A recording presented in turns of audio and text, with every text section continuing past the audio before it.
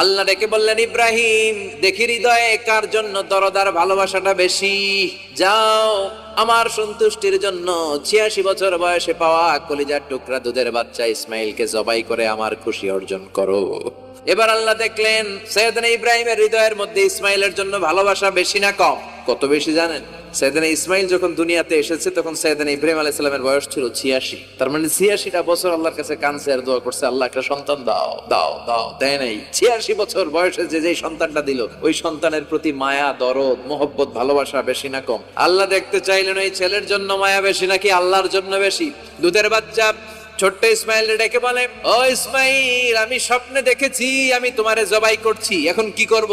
আমার আব্বা যদি আমার কইতো, আপনার বাবা যদি বলতো, আব্বা তোরে তো দেখছি স্বপ্নে জবাই করি, আমরা কইতাম, আব্বা আমার দেখেন না, আমার বড়টারে দেখছেন। আমরা বলতাম, ছোটটারে দেখছেন, ওইটারে জবাই করেন, মাইজ্জাটারে করেন, বড়টারে করেন, আই ন আই হাইতান্ন কি